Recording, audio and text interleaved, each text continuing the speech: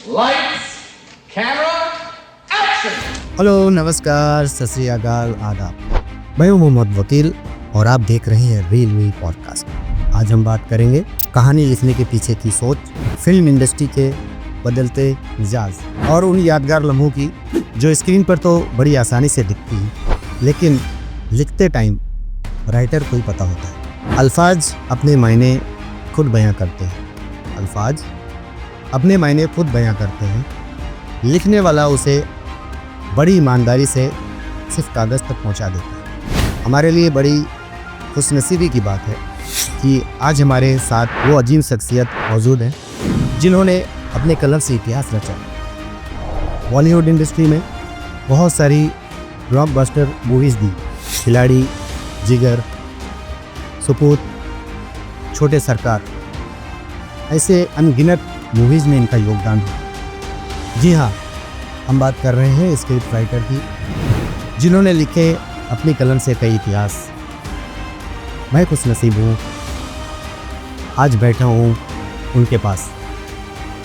हमारे साथ railway podcast में मौजूद हैं नईम शेख जी। बहुत बहुत स्वागत है नईम शेख जी हमारे इस पॉडकास्ट में।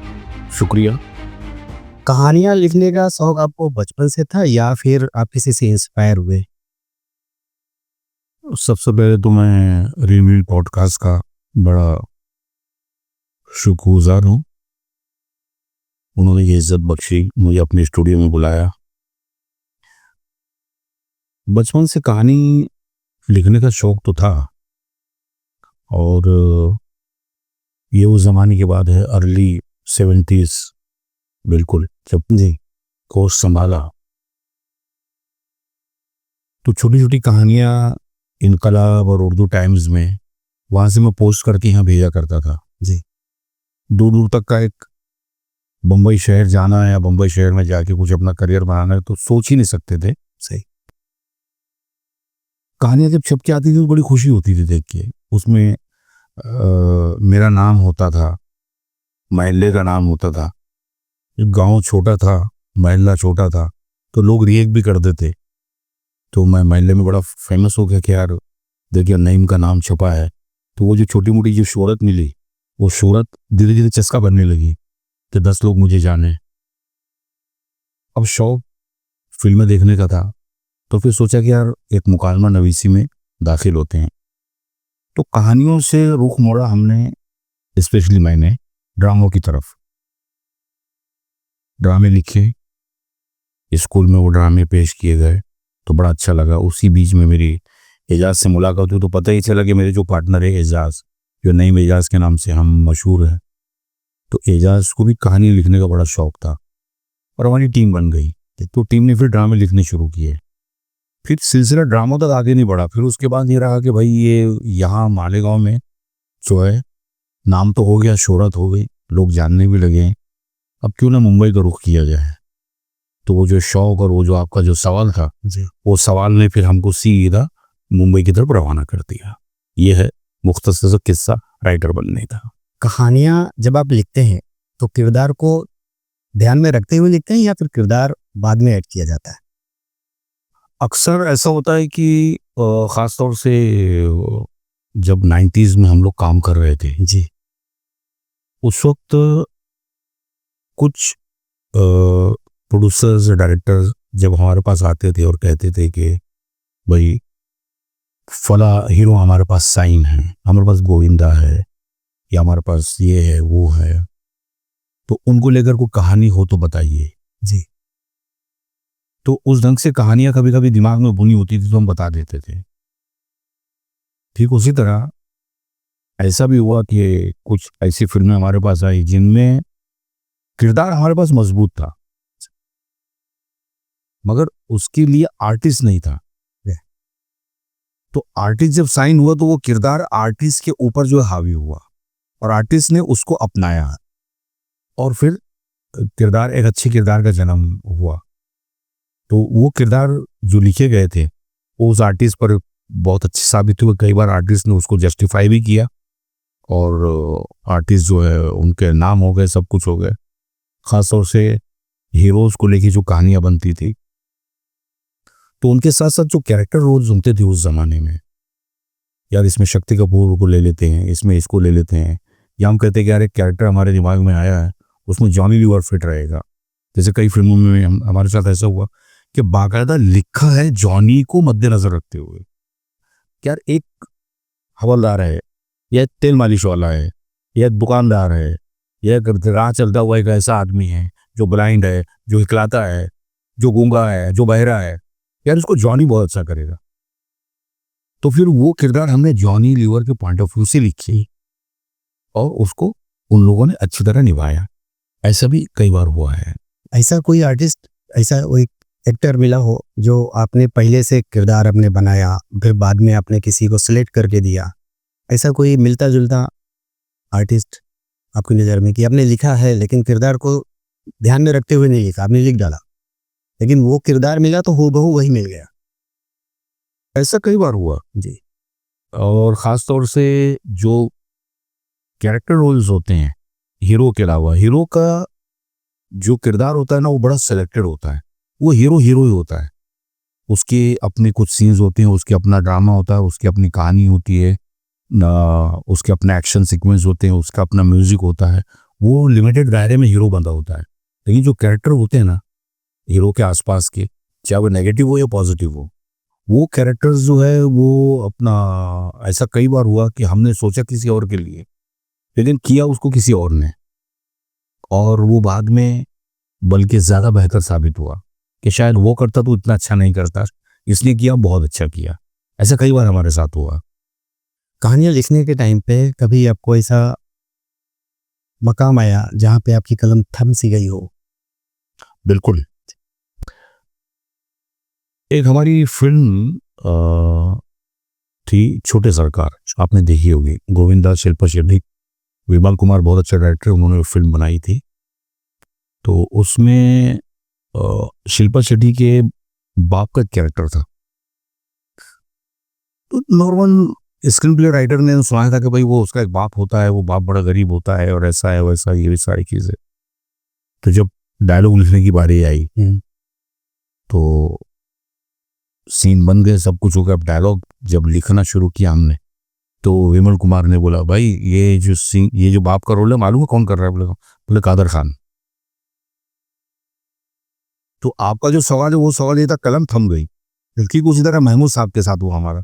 एक ज्वारी फिल्म थी, उसमें वो कैरेक्टर हम लिख रहे थे, लड़की के बाप का रोल। तो डायरेक्टर ने कहा कि ये रोल महमूद साहब प्ले कर रहे हैं, कलम थम गई। अब इनके लिए क्या लिखिए? ये इतने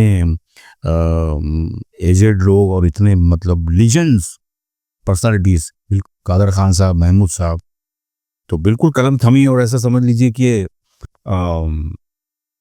कॉन्फिडेंस ले लिया कि भाई क्या लिखा है इन लोगों के लिए, ये तो खुद। और लिखने के बाद जब कादर खान साहब ने और महमूद साहब ने हमारे ही लिखे हुए डायलॉग जब कहे, तो मैं समझता हूँ वो वक्त हमारे लिए इंडस्ट्री में बड़ा सुनहरा वक्त था। और वहाँ हम लोगों ने लिटरली ये फील किया कि हम सक्सेसफुल हो गए हैं, बहुत हम पहुँच गए वहाँ तक जहाँ हमको पहुँचना था। लेजेंड एक्टर और राइटर भी रहे हैं कादर खान साहब जी, इनके साथ कभी लिखने का मौका मिला साथ बैठ के?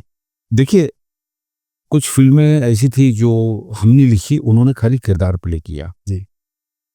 और एक बहुत मशहूर टेलीविज़न सीरियल भी था, हंसना मत, स्टार प्लस पे, वो भी हम लिख रहे थे, वो खाली रोल प्ले करते थे। लेकिन जब साथ में बैठकर लिखने की बारी आई तो वो मकाम तो हमको एक्चुअली, वो उस मकाम तक तो हम पहुँच नहीं पाए और ना ही वो मौका हमें मिला। मगर एक हमारे लिए बड़ी खुशनसीबी का मौका था कि एक फिल्म में हमारे डायरेक्टर ने ये ख्वाहिश जाहिर की कि मैं ये मेरी अगली फिल्म जो है मैं उनसे लिखवाना चाहता हूँ, जबकि उनकी हर फिल्म हम लिखते थे। वो चाहते थे कि कादर भाई के साथ हम फिल्म लिखिए। जगदीश शर्मा हमारे बहुत मशहूर प्रोड्यूसर डायरेक्टर हैं, तो वो कादर भाई के पास पहुँचे एक फिल्म का वो लेकर कि भाई एक फिल्म है, गोविंदा के साथ वो फिल्म बन रही थी, इसे कॉमेडी फिल्म।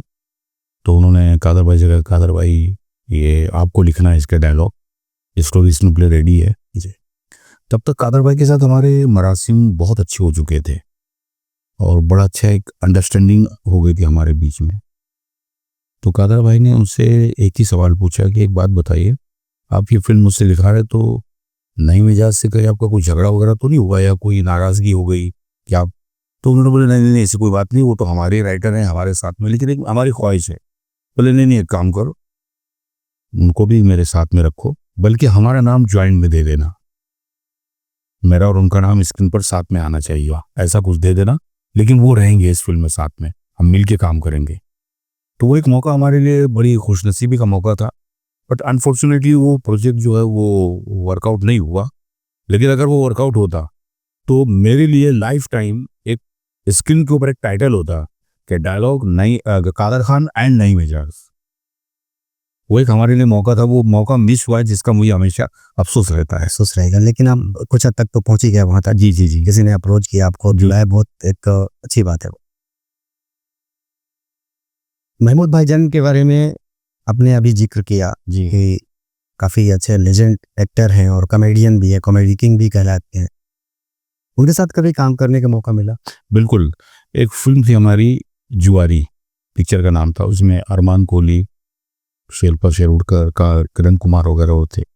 तो उसमें महमूद भाईजान ने उनके लड़की के बाप का रोल प्ले किया था। और जो उसके फिल्म के डायरेक्टर हैं जगदीश शर्मा, उससे पहले लव मैरिज अनिल कपूर के साथ बना चुके थे, तो महमूद भाईजान ने उनके साथ काम किया, तो उनके ताल्लुकात अच्छे थे।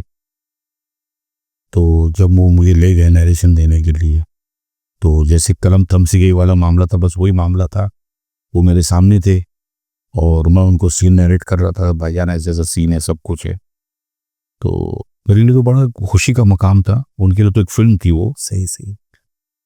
लेकिन जब उन्होंने हमारे ही लिखे हुए डायलॉग जब कहे उनके अंदाज में, तो मैं उनको देखता रह गया बिहाइंड द कैमरा। मैं बैठा हुआ था, मैं देख रहा हूँ, अंदर ही अंदर मैं खुश हो रहा हूँ, यार मेरे लिखे हुए डायलॉग महमूद भाईजान बोल रहे हैं, बिल्कुल जिनका मैं फैन रहा हूँ, हाँ, जिनकी मैंने बचपन में फिल्में देखी हैं, आज वो शख्स जो हमारे डायलॉग बोल रहा है। बहुत।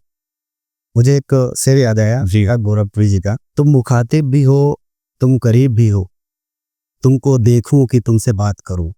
ये माहौल आपके साथ? बिल्कुल एग्जैक्टली। और कुछ वक्त के लिए तो हमें इस बात का यकीन हुआ ही नहीं कि ये शख्स जो डायलॉग बोल रहा है ये हमारे लिखे हुए हैं। इतना खूबसूरती से वो उसके अंदर ढल गए थे वो।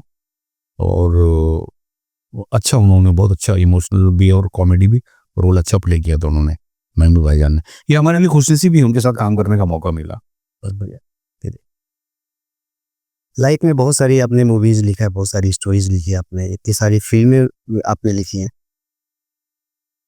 कोई ऐसी फिल्म, ऐसी मूवी या ऐसा मकाम जहाँ पे आपने बड़ी शिद्दत से आपने लिखा, बहुत उम्मीदों के साथ में आपने लिखा और वो फिल्म को उतनी शोहरत न मिली हो? ऐसा हुआ है, मगर बाद में फिर उसका रिजल्ट क्या आया मैं आपको वो भी बताता हूँ। जानम समझा कर वो फिल्म जो है हमारे लिए एक बड़े बजट की फिल्म थी। सलमान खान, उर्मिला मातोंडकर, शम्मी कपूर, शक्ति कपूर, अन्नू मलिक का म्यूजिक, सुपर हिट गाने, उसके म्यूजिक बहुत अच्छा था, मजरूर साहब ने उसके गाने लिखे थे। कुछ सलमान खान का बड़ा नरम गरम सा उस वक्त करियर चल रहा था। फिल्म आई, रिलीज हुई, एक अप्रिसिएशन भी मिला, ठीक है, नॉर्मल सा मामला, आया गया गुजर गया सब मामला। मगर ऐसा एक जो एक टेक्नीशियन को, एक राइटर को, एक डायरेक्टर को, उसको जो किसी एक फिल्म का जो बेनिफिट मिलता है वो मिल नहीं सका हमको। मगर आज वो फिल्म 1999 की फिल्म है, आज वो टीवी पर इतनी चल चुकी है और इतना सब कुछ है कि मैं जहां पर भी उस फिल्म का जिक्र करता हूँ, मेरा अभी पीछे गल्फ में भी जाना हुआ, तो वहाँ कुछ बैरून मुल्क के लोग मिले और जब उनका मेरा इंट्रोडक्शन हुआ और जब मैंने अपने प्रोफाइल से जब जानम संजोगों का नाम लिया तो फौरन गाना गाने लगते वो पिक्चर का। अरे बोले तो फिल्म हमने देखी हुई। तो ऐसे 2-3 पिक्चर है कि उस वक्त वो फिल्मों का वो रिस्पॉन्स हमको नहीं मिल सका जो अब मिल, मगर अब मिल रहा है कम से कम 20-25 साल के बाद। चलिए वो भी, तो उनमें वो भी एक फिल्म है हमारी। अगर ऐसा होता है, वो कौन सी ऐसी फिल्म है जिससे आपको शोहरत मिली? खिलाड़ी। खिलाड़ी, अच्छा हमें ऐसी कोई बहुत वो भी नहीं थी, एक फिल्म थी वो नॉर्मल सी, और हमारी वो एग्जैक्टली दूसरी फिल्म थी।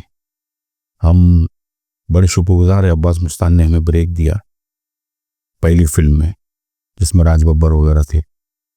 उसके बाद खिलाड़ी जो है बनी, और खिलाड़ी फिल्म जो है और अक्षय, बस नया नया अक्षय कुमार का मामला था। अक्षय एक इतना बड़ा स्टार नहीं था उस वक्त, बट वो खिलाड़ी बनती चली गई, म्यूजिक उसका सुपरहिट बनता चला गया। और जब वो फिल्म रिलीज हुई तो बस ऐसा समझ लीजिए कि अक्षय कुमार आज तक खिलाड़ी कुमार कहलाता है उस फिल्म से।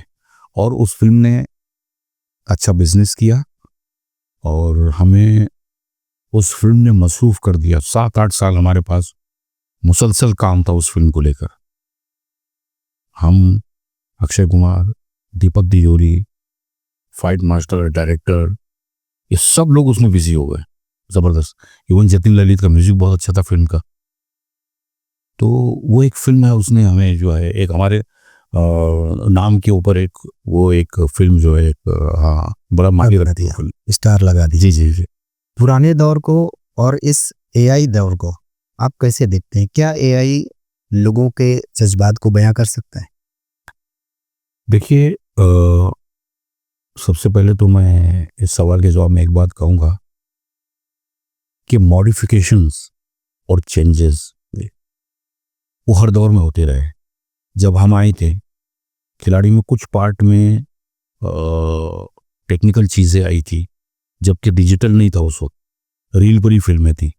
मगर कुछ सीन उन लोगों ने ऐसे, अब्बास भाई ने जो कुछ ऐसे वर्किंग किए थे, तो हमें लगता था यार क्या टेक्निक है यार, ये कैसे किया होगा, ये हम हैरान रह जाते थे, ये इसको कैसे किया है, ये तो पॉसिबल ही नहीं है करना। तो वो चेंजेस आए तो हम एक प्राउड फील करने लगे कि यार हम मॉडिफाइड दौर में अब हम कदम रख रहे हैं। हमारा जो है पिछली फिल्म के मुकाबले में फिल्म में हम technically well made, sound quality, picture quality, सारी चीज़ें बहुत अच्छी है। तो धीरे धीरे उसी तरह अब जो दौर आया वो एआई का दौर आया। परेशानी क्या हो गई जनाब के टेक्नोलॉजी कंटेंट पर हावी हो गई, कंटेंट पड़ गया कमजोर। जबकि कोई भी चीज बिना कंटेंट के मान ही नहीं रखती, चाहे वो म्यूजिक हो, चाहे वो गाना हो, चाहे वो कहानी हो, कंटेंट कंपलसरी है। और यहाँ कंटेंट ही फेल हो गया, कंटेंट पर हावी हो गई टेक्नोलॉजी। अकॉर्डिंग टू मी, शायद आगे चलकर बहुत कुछ हो जाए, लेकिन जितनी मेरी नॉलेज है कि जितना मुझे समझ है उसके मुताबिक एआई कुछ भी कर ले, इमोशंस पैदा नहीं कर सकता। जो इमोशंस मैनुअल है वो एआई जो है वो पैदा नहीं कर सकता। वो उसमें मुझे नहीं लगता कि एआई जो है वो कभी सक्सेसफुल हो पाएगा। शायद हो भी जाए, मैंने पहले ही कहा कि शायद मेरी उतनी नॉलेज नहीं है, बट वो फीलिंग, वो तजुर्बात उनके पास नहीं, बिल्कुल नहीं। वो उस तरह का इमोशंस को फील करके आप लिखते हो। बिल्कुल। क्या देखिए, मैं आपको बताता हूँ एआई की मिसाल कैसी है। कभी कभी नकली फूल जो है ना वो असली फूल के मुकाबले में बड़ा खूबसूरत लगता है, बट उसमें खुशबू नहीं होती है। यही एआई का मामला है। एआई का मामला है, सही। इसके अंदर वो चीज़। तो चलो ये तो हो गई फिल्मों की बातें। अब हम आते हैं एक फैमिली पे। इतने बिजी होने के बावजूद आप अपने परिवार को कैसा टाइम दे पाते हो? उस वक्त तो मामला वाकई में इतनी मसरूफियत का था और बड़ा कम वक्त दे पाए हम जी फैमिली को। और मुझे अच्छी तरह याद है कि उस ज़माने में मुसलसल 3-3, 4-4, 5-5 फिल्म की हमारी एक साथ शूटिंग चलती थी। कभी ऊटी में चल रही है, कभी हैदराबाद में, बेंगलोर शूटिंग चल रही है, और अपना मद्रास में शूटिंग चल रही है, बॉम्बे में शूटिंग चल रही है। लंदन तक जाना पड़ा 2-2 बार जानम संध्याकोरो के लिए। लंदन में जानम संध्याकोरो का शूट चल रहा है, यहाँ पर हमारा सेट भी लगा हुआ है कमालिस्तान स्टूडियो में। तो यहाँ वहाँ से यहाँ आ रहे हैं, यहाँ अटेंड करके फिर पता चला हमारी हैदराबाद में एक शूट चल रही है सुनील शेट्टी के साथ, फिर वहाँ चले जा रहे हैं। तो ऐसी ज़बरदस्त अच्छा सेट के ऊपर हम लोग अवेलेबल रहती थी। उस ज़माने में कभी कभी ऐसा होता था कि सेट पर ही सीन लिखे जाते थे। क्या बात है। हाँ, वो बाउंड स्क्रिप्ट का दौर नहीं था, तो स्क्रीन प्ले रेडी होता था, बस सेट पे ही सीन लिख रहे हैं, सेट के ऊपर ही सीन दे रहे हैं। बहुत बड़ा कमाल है। हाँ, फैक्स से सीन भेजा करते थे हम। मतलब उस दौर के आप एआई थे। हाँ एग्जैक्टली, फैक्स से सीन जाते थे। और फैक्स तो ऐसी चीज़ है कि उस टाइम पर भी हमको उसकी उतनी समझ नहीं थी। मैं छोटा सा बीच में किस्सा बता दूँ, बहुत इंटरेस्टिंग किस्सा है, एआई के ताल्लुक से बात निकली तो एक बड़ा दिलचस्प वाकया है। बात फैक्स मशीन पे निकली थी। तो खिलाड़ी में जो टेनवाना ने जो रोल प्ले किया था प्रोफेसर का, पीटी टीचर बेसिकली, तो उसके लिए प्रोड्यूसर ने कहा कि यार कादर खान से बात कीजिए इसके लिए। तो अब्बास भाई हम लोग जो है कादर भाई के पास चले गए। वो शूटिंग कर रहे थे एक जगह बैंड्रा में। वो मेरी उनकी पहली मुलाकात थी कादर खान साहब से। हाँ, उस सेट पर बैठे हुए थे, दुआ सलाम हुई, सब कुछ हुआ। तो कादर भाई का जो टिपिकल स्टाइल था, तो आप बताओ क्या है। मैं डरते डरते बोला सर ऐसा ऐसा कैरेक्टर है। दूसरी फिल्म थी हमारी, एक ऐसा पीटी टीचर है, बड़ा कॉमेडी टाइप का है, फनी है, थोड़ा सा ठरकी है, लड़कियों में बहुत ज़्यादा इंटरेस्ट लेता है, और थ्रिलर कहानी है, मर्डर मिस्ट्री है, ये है वो है। तो ठीक है समझ गया, वो शॉर्टकट में बोला समझ गया। अब वो समझ इसलिए गया कि जो पिक्चर थी खिलाड़ी, वो उनकी लिखी हुई फिल्म खेल खेल में थी, एक फिल्म। हाँ मेरे ख्याल से उन्होंने लिखी थी, याद नहीं आ रहा मेरे को। तो उसका रीमेक थी फिल्म, उसको हम लोगों ने तोड़ा था। क्या शायद उन्होंने देखी होगी पिक्चर खेल खेल में, बड़ी फेमस फिल्म थी, हिट फिल्म थी बहुत। बोले समझ गया। तो बोले अभी तो कल मैं सिंगापुर जा रहा हूँ, तो तुम एक काम करना, मेरे ऑफिस चले जाना, मेरा एक वहाँ लड़का होगा, उसको स्क्रिप्ट दे देना, वो मुझे फैक्स कर देगा, मैं वहाँ स्क्रिप्ट ले लूँगा। मैं और मेरा पार्टनर एक दूसरे को मुँह देखने लगे, ये क्या है, ये यहाँ स्क्रिप्ट वो डालेगा, उधर सिंगापुर में मिल जाएगी। कोई कॉन्सेप्ट ही नहीं था ना, उस जमाने टेक्नोलॉजी नहीं थी, ना मेल था ना कुछ था। सही। तो कादर भाई मेरे तरफ ऐसे देख रहे हैं, फैक्स का मतलब मालूम है क्या होता है? बोले नहीं सर। अब वो मशीन नरेट कर रहे हैं, एक इतनी बड़ी मशीन होती है, उसका ऐसा कनेक्शन होता है, उसमें से पेपर डालना पड़ता है, पेपर वहाँ से ऐसे निकलता है और वो एज इट इज निकलता है। तो भी मैं उस टेक्नोलॉजी को समझ नहीं पाया उस टाइम पे। तो कहने का मतलब है कि ऐसी ऐसी चीज़ें जो है वो ऐसी ऐसी फनी वाकयात हुए। तो बाहर निकलने के बाद हम चारों, मतलब अब्बास भाई, मुस्तान भाई, मैं और मेरे पार्टनर, हम चारों, यार मैं भी नहीं समझा यार, अभी तक का फैक्स नहीं समझा। मतलब वो उनके ऑफिस में जाएंगे तो पता चलेगा फैक्स क्या होता है। फिर अनफॉर्चुनेटली वो उनकी डेट्स वगैरह मैच नहीं हुई, वो पिक्चर में वो उसका पार्ट नहीं बने वो। और कहने का मतलब है कि ऐसी ऐसी चीज़ें हमारे साथ हुई। तो बाद में फिर हंसते थे हम लोग सुन के। बाद में मैंने कादर भाई से जब मुलाकात हुई तो मैंने उनसे ये बात कही, तो वो भी हंसने लगे, हम लोग भी हंसने लगे इस बात को लेकर। तो इस तरह का सब मामला था। फैमिली को वक्त देने का जो एक मामला होता है, खास तौर से फिल्म इंडस्ट्री में, चाहे वो कोई भी हो, चाहे वो सिंगर हो, चाहे वो खास तौर से आर्टिस्ट या राइटर डायरेक्टर जो भी हो, करते तो फैमिली के लिए ही हैं। बात तो हकीकत है। तो ये एक बस एक कुर्बानी होती है कि फैमिली के लिए हम जो है। मगर इसमें एक चीज़ बड़ी खूबसूरत है, खास तौर से मैं समझता हूँ किसी और फील्ड में शायद ये चीज़ नहीं जो फिल्म इंडस्ट्री में है। एक डायरेक्टर या एक आर्टिस्ट या एक हीरो या एक राइटर या एक लाइटमैन या एक स्पॉट बॉय या कोई भी टेक्नीशियन हो जो फिल्म से जुड़ा हुआ है, जब वो अपने घर से बाहर कदम रखता है ना, अपनी फैमिली को छोड़ के, और जब वो सेट पे पहुंचता है, चाहे वो दुनिया के किसी भी कोने में हो, तो जब तक वो शूटिंग वहां चल रही होती है वो उसकी फैमिली होती है। बहुत बढ़िया, बहुत बढ़िया, बहुत बड़ी बात है। वो उसकी फैमिली होती है। यहाँ तक के कई हमारे ऐसे स्टार्स हैं जिनको मैं दाद दूंगा, वो वहाँ टेक्नीशियंस के साथ वो इस तरह घुलने जाते हैं, साथ में बैठना, उठना, खाना खाना, तबीयत खराब हो जाए तो मतलब उनकी जो है देख रेख करना, हंसी मजाक, वो तो सिर्फ का एक माहौल होता है, वो फैमिली का एक माहौल होता है। वो ऐसा समझ लीजिए कि ये फैमिली को हमने बहुत नहीं दिया, लेकिन वो फैमिली को हमने बहुत दे दिया, और उस फैमिली की वजह से हम अगर अपनी फैमिली को सेव कर पा रहे हैं। ये फिल्म इंडस्ट्री का बड़ा खूबसूरत एक माहौल हमेशा रहा है। इंजॉय करते हैं लोग, लोग तो चाहते हैं कि भाई कहीं आउटडोर शूटिंग और हम जाएं वहाँ पर, सही है। उस तरह का माहौल रहता है। ऐसा कोई एक्टर जो ऐसा लगता हो कि आपके कॉन्सेप्ट के हिसाब से, आपके राइटिंग स्किल के हिसाब से को फिट बैठता हो? अक्षय कुमार रहा है हमारे साथ ही, कम से कम 7-8 फिल्में हम लोगों ने अक्षय कुमार के साथ की। तो एक आदत सी हो गई थी अक्षय कुमार के लिए जो है लिखने की, और एक बड़ा अच्छा एक रिदम जो होता है डायलॉग का वो बन गया था हमारा। तो वो एक मामला अच्छा रहा। उसके बाद आगा खान साहब,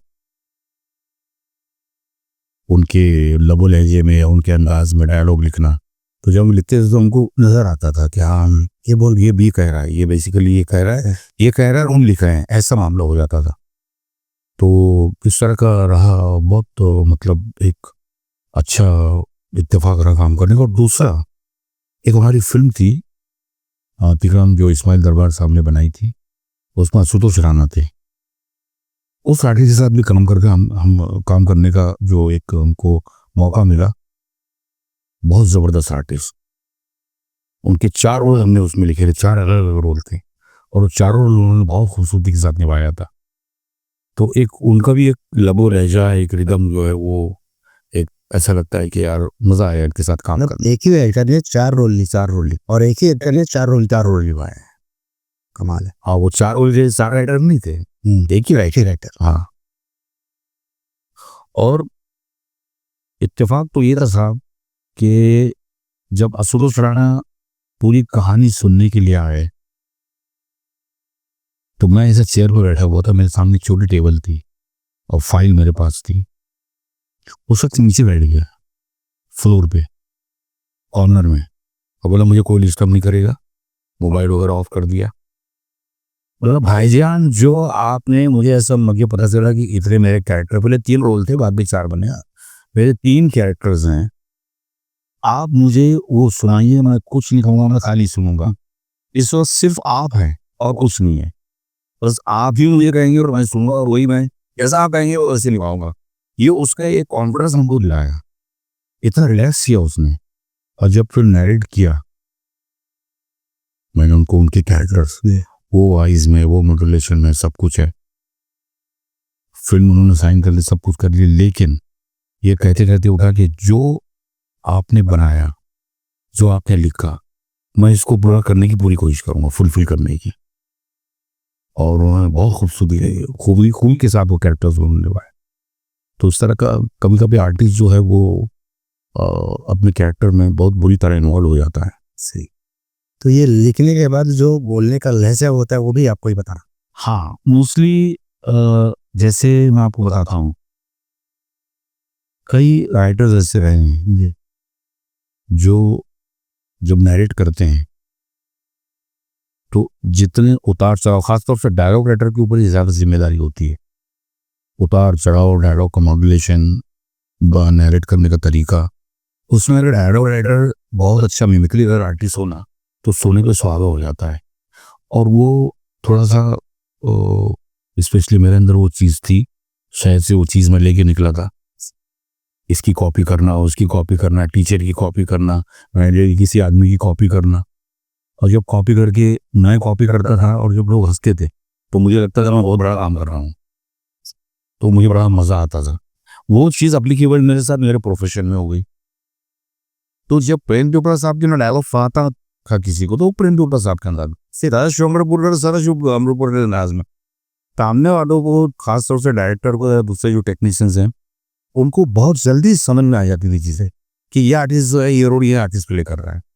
ये होता है रवानी के साथ पड़ जाना और इतना मिमिक्री के साथ उसको बयान करना उसी अंदाज में। शक्ति कपूर का अंदाज, शक्ति कपूर का जैसे गाना समझा करूँ में जसपाल भट्टी का कैरेक्टर बड़ा इंटरेस्टिंग था, तो मैं वो पंजाबी एक्सेंट में वो डायलॉग बयान करके बताता था।